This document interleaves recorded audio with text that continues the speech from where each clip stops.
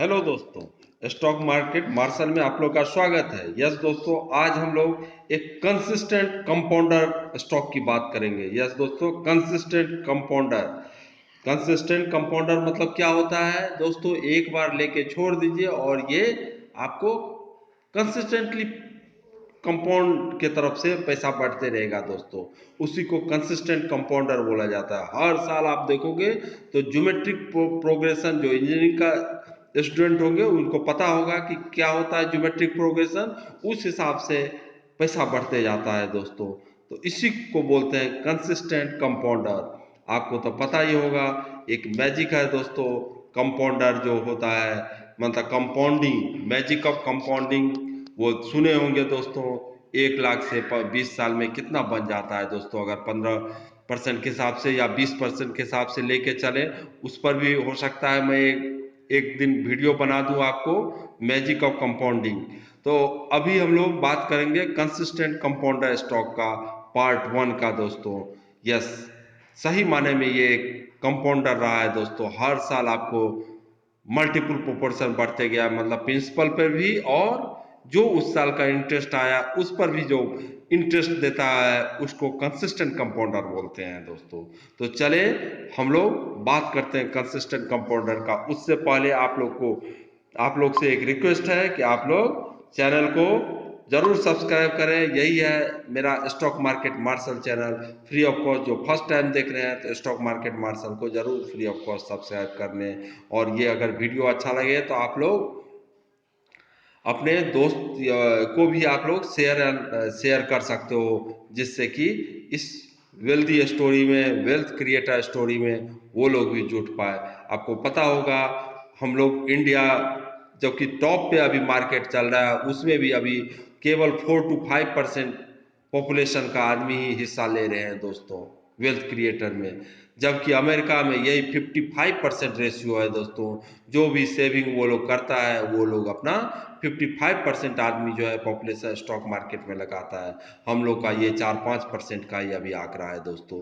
तो आगे का जर्नी बहुत ही अच्छा है दोस्तों। बहुत आदमी आएगा, जैसे ही लोअर मिडिल क्लास से मीन्स गरीबी रेखा से जो है लोअर मिडिल क्लास में आएगा, और लोअर मिडिल क्लास से अपर मिडिल क्लास में आएगा, अपर मिडिल क्लास से रिच आएगा।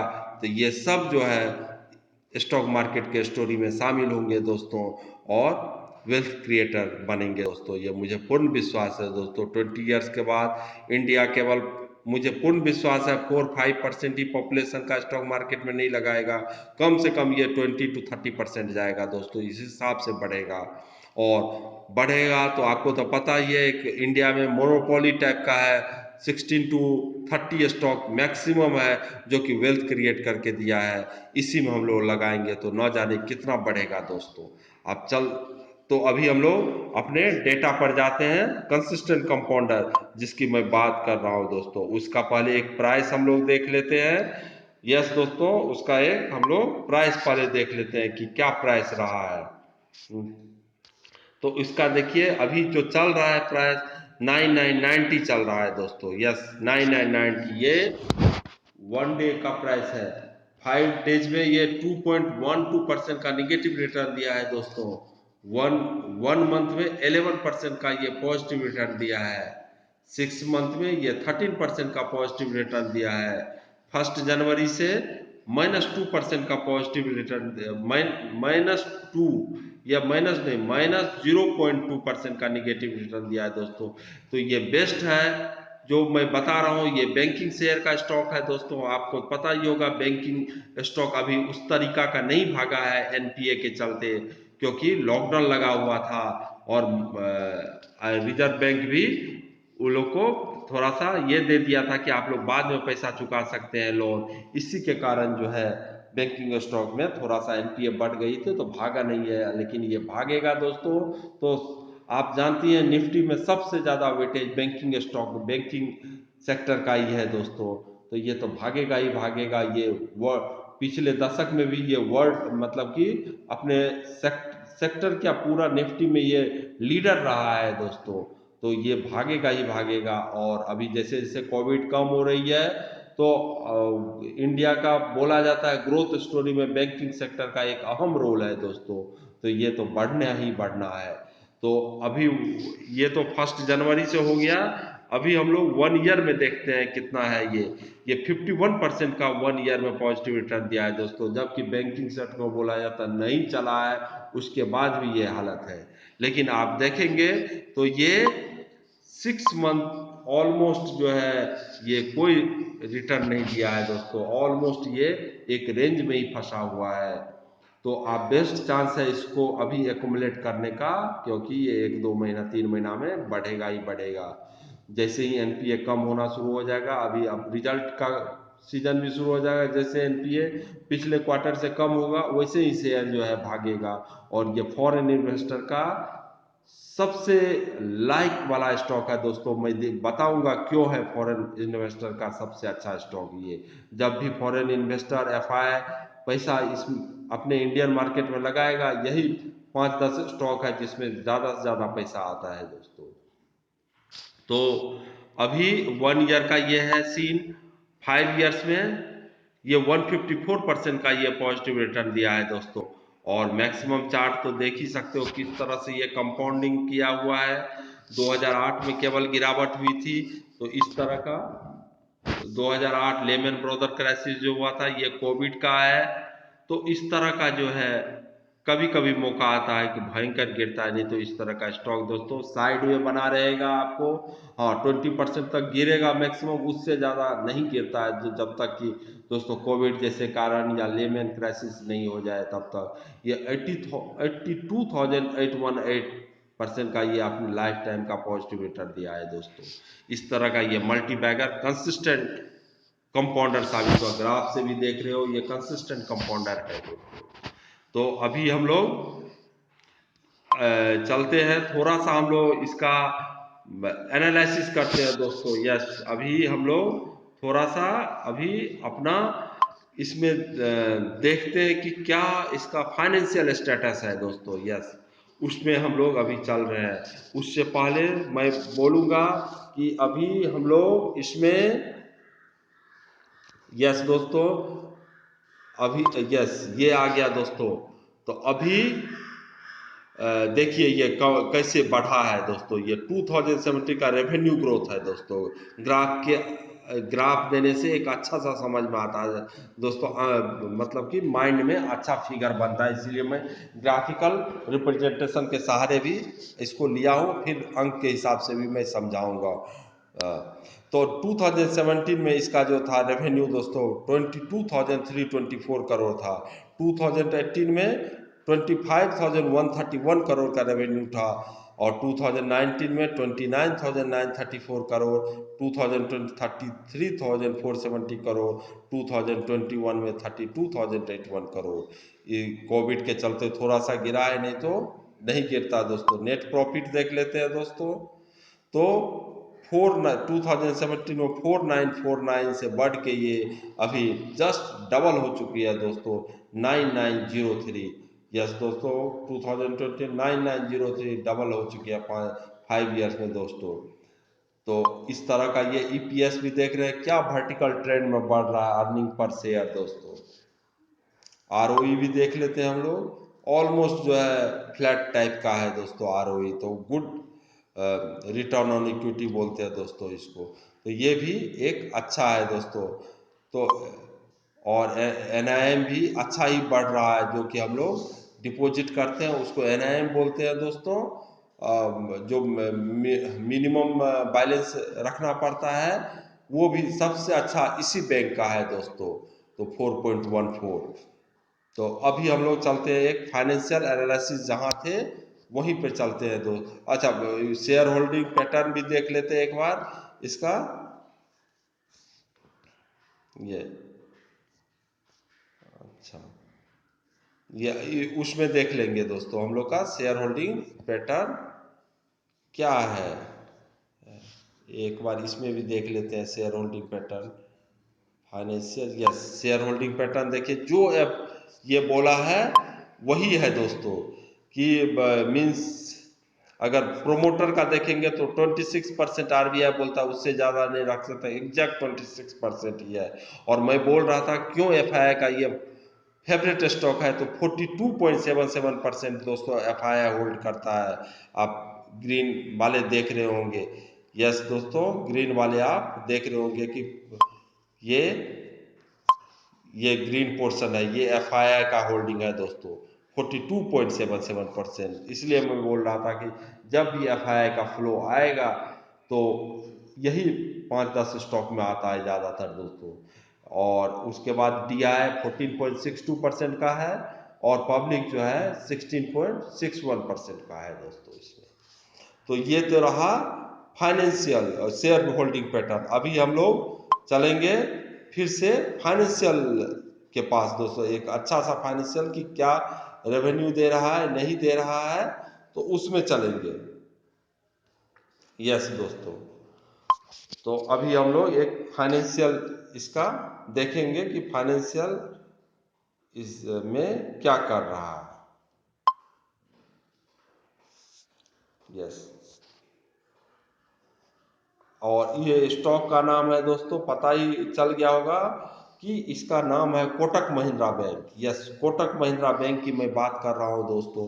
Kotak Mahindra bank, Kotak Mahindra bank is a diversified financial service group provided a wide range of banking and financial service including retail banking, treasury, corporate banking, investment banking, stock banking, vehicle finance, advisory service, asset management, life insurance and general.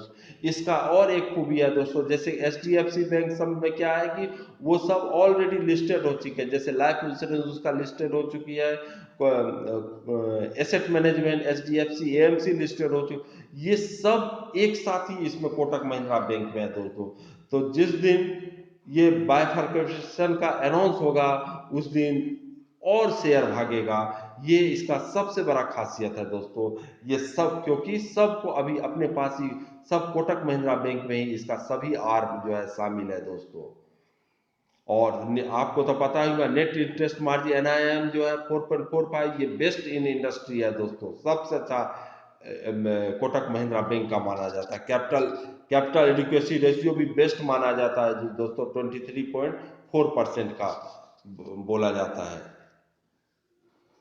Kotak Mahindra bank diapers ये तो पढ़ ही लिए हम लोग। Presently bank operate 1600 branches है और 2600 ATM in India. 45% branches are located in metro city, 45% metro city, while rest 55 are distributed urban, semi-urban, rural area. North, east, west account for 30% of total branch, while the east account for only 8% total branch network. It opened its first international branch in 2009 in 19 in Dubai में भी किया है। Bank has an active customer base of 2.3 crore. और तो इस समय ज़्यादा जुड़े, following is the concentrate different item of bank customer asset. Home loan, loan against property 22% आता है, वर्किंग कैपिटल से 9%, personal loan, consumer durable 3%, credit card से 2% आता है, और कॉमर्शियल व्हीकल कंस्ट्रक्शन 8%, एग्रीकल्चर से 10%, tractor finance 4%, corporate banking 26%, SME loan से 8%, credit substitute 6%, other 2%। तो वेल डाइवर्सिफाइड ये बैंक है दोस्तों। तो इस तरह का इसका फाइनेंशियल स्टेटस है। तो अभी हम लोग एक बार इसका फाइनेंशियल मार्केट कैप 3,95,326 करोड़ का है। करेंट प्राइस 199 पर चल रहा है दोस्तों, ऑलमोस्ट अपने हाई के पास ही बैठा हुआ है। स्टॉक भी 39.8 है, बुक वैल्यू 428 पे चल रहा है। Dividend 0.05%, ROC 6.49%, ROE 13.1%, face value 5 का है दोस्तों। तो ग्राफ तो हम लोग देख ही लिए हैं। अभी हम लोग stock is trading at 4.66 time it's book. तो महंगा ही रहता है दोस्तों ये। अभी मार्केट कैपिटलाइजेशन के हिसाब से सेकंड और थर्ड में अप एंड डाउन होते रहता है दोस्तों। कुछ समय पहले ये सेकंड पे था, अभी थर्ड आ गया है। तो इससे आगे एचडीएफसी बैंक और आईसीआईसी बैंक है, लेकिन आईसीआईसी बैंक बहुत फ्लक्चुएट करता है दोस्तों, और ये एक कंसिस्टेंट कंपाउंडर है। इस दोनों में यही डिफरेंस है दोस्तों। और रेवेन्यू सितंबर 2020, यस, सितंबर 2018 में 7285 का था, और अब 18 में अभी 8043 हो गया है। नेट प्रॉफिट क्वार्टरली अभी देख रहे हैं दोस्तों हम लोग, ये नेट प्रॉफिट 1747 का सितंबर 2018 में था, अभी जो है 1806 हो गया है। और रेवेन्यू ईयर वाइज देखते हैं, बेस्ट रहेगा। 2000 मार्च 2010 में 4601 का था दोस्तों, जो कि देख रहे हैं हर ईयर बढ़ रही है। 4601, 5973, 8470, 10838, 11986, 13313, 20402, 22324, 25314, 29831, 33474, 32820। प्रॉफिट भी उसी तरह से बढ़ेगा। इसका नेट प्रॉफिट 1307 पर था अभी मार्च 2010 में, जो कि बढ़ क्या हो गया है दोस्तों, कितना था 1307, अभी बढ़ के हो गई है 10 से 11 साल में 9944 करोड़ का हो गया है दोस्तों नेट प्रॉफिट। तो इस तरह से कंपाउंडिंग सेल्स ग्रोथ 10 ईयर में 19% के हिसाब से बढ़ा है, 5 ईयर में 10%, 3 ईयर में 9% के हिसाब से बढ़ा है। और स्टॉक प्राइस जो 10 ईयर कंपाउंडिंग दिया है दोस्तों 25% के हिसाब से दिया है, 5 ईयर में 20% के हिसाब से दिया है। और यस दोस्तों, 5 ईयर में 25% के हिसाब से दिया है, 3 ईयर में 23% के हिसाब से दिया है, 1 ईयर में 53% के हिसाब से दिया है। इस तरह का ये कंपाउंडिंग दिया है, इसीलिए मैं बोलता हूँ कि ये कंसिस्टेंट कंपाउंडर है दोस्तों। और रिजर्व जो है इसका पहले जो था, यस, पहले जो था दोस्तों इसका रिजर्व मार्च 2010 में 7563 का था, और अभी जो हो गया है रिजर्व आप देखोगे तो 83346 करोड़ का हो गया है दोस्तों रिजर्व। इतना बड़ा जंप है दोस्तों, 83,346 का हो गया है। तो इस तरह का रिजर्व है दोस्तों 83,000, और पहले कितना था 7,563 दोस्तों। तो ऑलमोस्ट 10 टाइम से भी ज़्यादा इसका रिजर्व बढ़ चुकी है दोस्तों। तो यही मुझे कहना था कि ये बेस्ट कंसिस्टेंट का ये तो मैं बता ही चुका हूँ। 26% बोला है तो 26% ही प्रोमोटर का होल्डिंग है, उससे थोड़ा सा भी कम नहीं है दोस्तों, एकदम 26% ही रखे हुए हैं। एफ आई 42% है, और डी आई 14.62% है, पब्लिक का 16.6%।